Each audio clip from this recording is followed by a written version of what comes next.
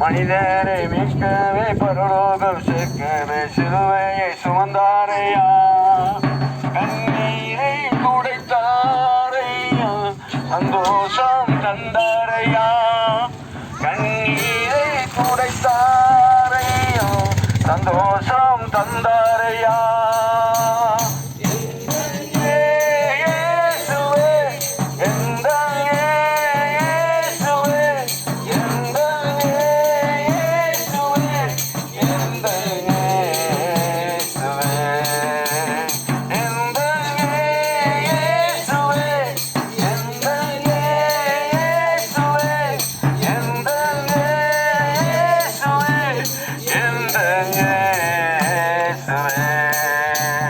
தங்கத்தை கேட்கவில்லை, வைரத்தை கேட்கவில்லை, உள்ளத்தை கேட்டாரையா. ஆசைய கேட்கவில்லை, அந்தஸ்தை கேட்கவில்லை, உள்ளத்தை கேட்டாரையா. தங்கத்தை கேட்கவில்லை, வைரத்தை கேட்கவில்லை, உள்ளத்தை கேட்டாரையா. ஆசைய கேட்கவில்லை, அந்தஸ்தை கேட்கவில்லை, உள்ளத்தை கேட்டாரையா. நான் தேடி போகவில்லை, என்னை தேடி வந்தாரையா. நான் தேடி போகவில்லை, என்னை தேடி வந்தாரையா.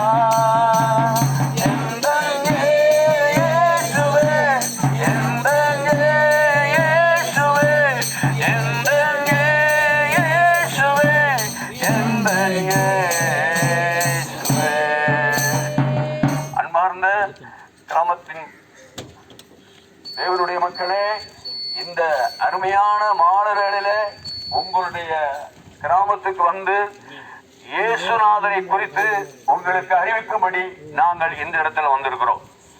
வேத வசனம் சொல்லுது, ஆதியிலே தேவன் வானத்தை பூமியையும் சிருஷ்டித்தார். பூமியானது ஒழுங்கின்மை வெறுமையுமாயிரும்போது ஜலத்தின் மேல் ஆவியானவர் அசைவாடி கொண்டிருந்தார். முதலாவது ஆண்டவர் வெளிச்சம் உண்டாக கடவுது என்று இந்த உலகத்துக்கு வெளிச்சத்தை உண்டாக்கினார். அதுக்கு எல்லாத்தையும் படைத்த பிற்பாடு தேவன் மனிதனை உருவாக்கினார். ஸ்தோத்திரம். ஆனால் மனிதன் கீழ்ப்படியாததினாலே பாவம் செய்து தேவ மகிமையற்றவர்களாகி கடவுளுடைய அன்பை விட்டு மனிதன் விலகி போய்விட்டான் அப்படி என்று வேதவசனம் சொல்லுது.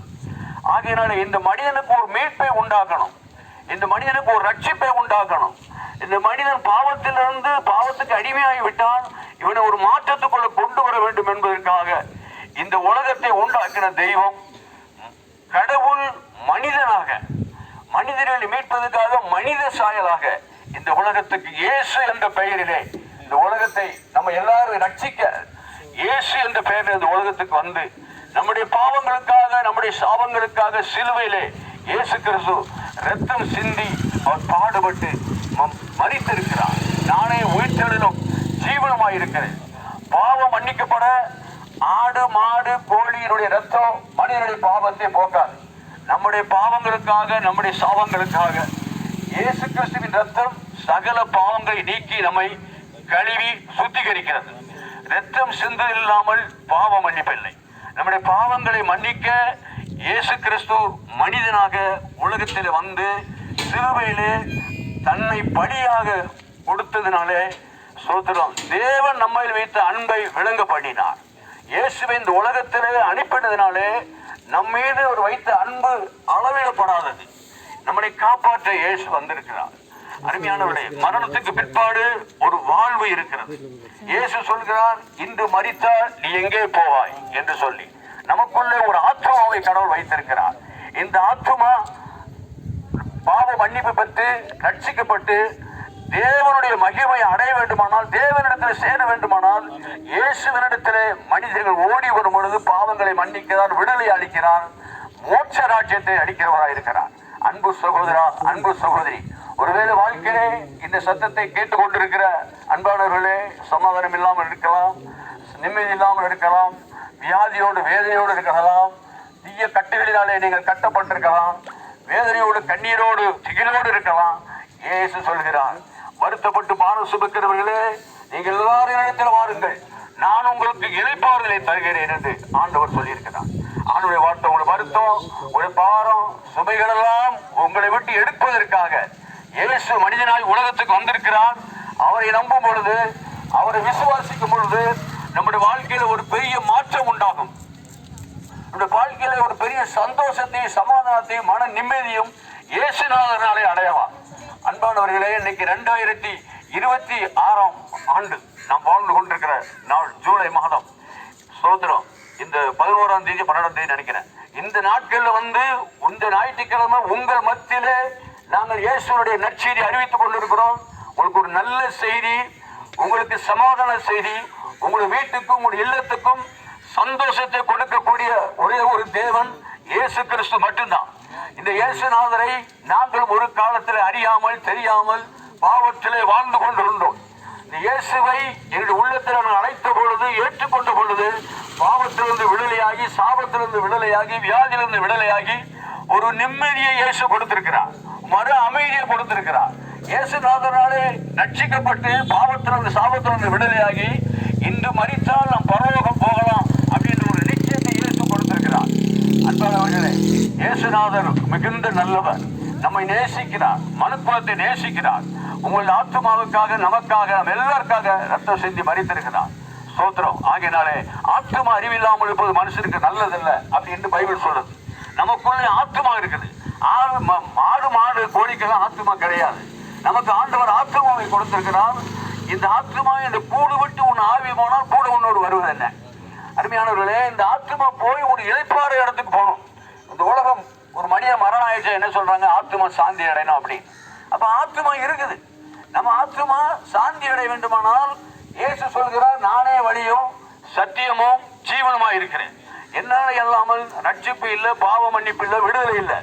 ஆகையினால இயேசுநாதரிடத்தில் ஒரு மனிதன் வரும்பொழுது, அவருக்கு வாழ்க்கையை ஒப்பு கொடுக்கும் பொழுது மெய்யான சந்தோஷத்தையும் மெல்லியான பாவ மன்னிப்பதையும் பாவ மன்னிப்பு நிச்சயத்தையும் இயேசுநாதர் தருகிற தெய்வமா இருக்கிறார்.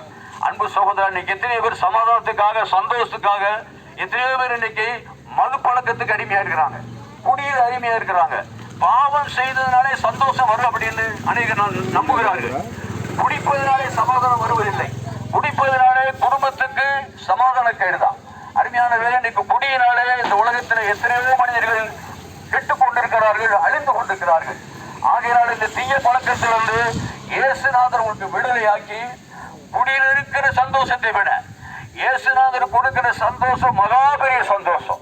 பாவ மன்னிப்பின் சந்தோஷம், பரலோக சந்தோஷம், ஆண்டவருடைய ராஜ்யத்துக்கு, பரலோக ராஜ்யம் உங்களை வீட்டை தேடி வந்திருக்கிறது.